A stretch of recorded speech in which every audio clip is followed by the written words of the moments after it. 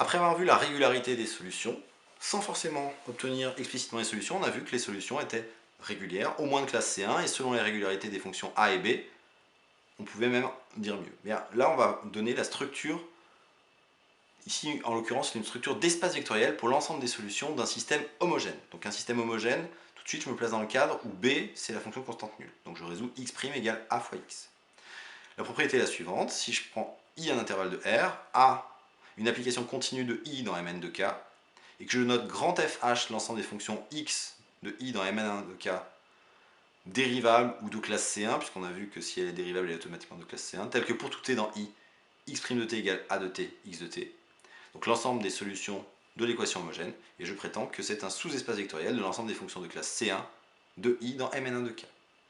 Donc la démonstration d'un sous-espace vectoriel. Alors premièrement, l'inclusion, on a vu d'après le A sur la régularité que donc toute fonction solution du système homogène, c'est-à-dire pour tout t dans I, x' de t égale A de t, x de t, donc toute fonction de dérivable, est automatiquement de classe C1, puisque A de t fois x de t sera continu, donc x' sera continu, donc x sera de classe C1. Ainsi, l'ensemble des solutions est incluse dans l'ensemble des fonctions de classe C1 sur I à valeur dans Mn de K.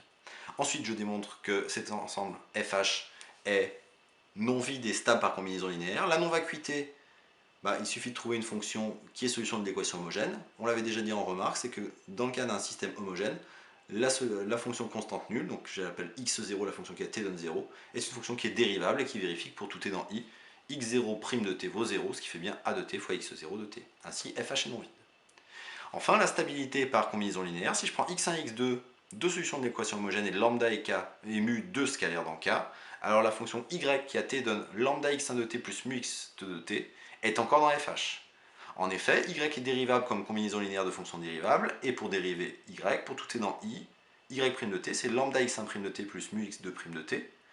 Comme x1 et x2 sont solutions du système homogène, x1' vaut a fois x1, x2' vaut a fois x2, j'obtiens bien lambda fois a de t x1 de t plus mu a de t x2 de t, et par propriété du produit matriciel, je peux factoriser à gauche par a de t, j'ai a de t fois lambda x1 de t plus mu x2 de t, ce qui fait bien a de t fois y de t, ce qui démontre bien la stabilité par combinaison linéaire, et donc que grand FH est un sous-espace vectoriel de l'ensemble des fonctions de classe C1 de i à valeur dans Mn de K.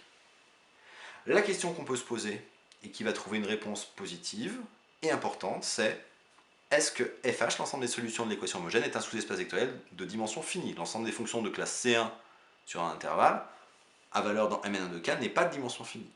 Et bien on va voir que ici, oui, l'ensemble des solutions du système homogène est un sous-espace vectoriel de dimension finie. On va donner la dimension, et après on pourra éventuellement essayer d'en chercher une base. Donc la réponse nous est apportée grâce au théorème de Cauchy linéaire, et tient dans cette proposition. Soit i à l'intervalle de R, a une fonction continue de i dans Mn de K, je note fh l'ensemble des fonctions x de i dans Mn de K dérivables telles que pour tout t dans i, x' de t égale a de t x de t.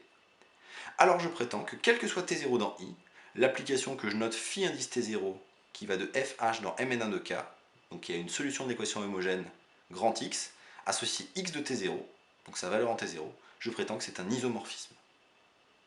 La démonstration, on a déjà démontré que fh est un k-espace vectoriel. Je vais démontrer que phi indice t0 est linéaire.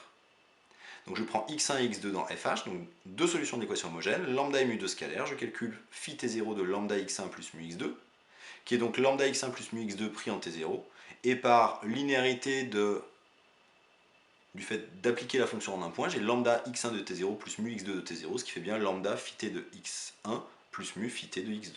Donc j'ai montré que phi t0 était linéaire.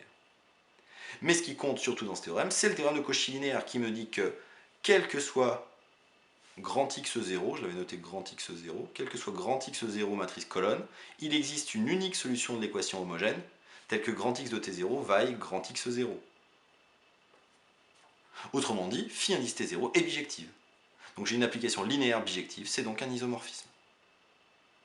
Il s'en déduit directement que non seulement l'ensemble des solutions de l'équation homogène est un espace de dimension finie, mais qu'il est de dimension n.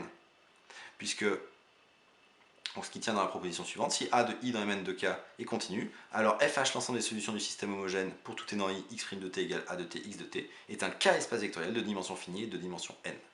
La démonstration tient en une ligne. Je prends t0 dans i, phi indice t0 est un isomorphisme, donc sa réciproque aussi, et un isomorphisme conserve la dimension, ainsi la dimension de FH, c'est la dimension de Mn1 de K, et l'ensemble des matrices colonnes à n lignes et une seule colonne, l'ensemble des matrices colonnes de taille n, c'est de dimension n, ce qui justifie bien que l'ensemble des solutions de l'équation homogène est de dimension n.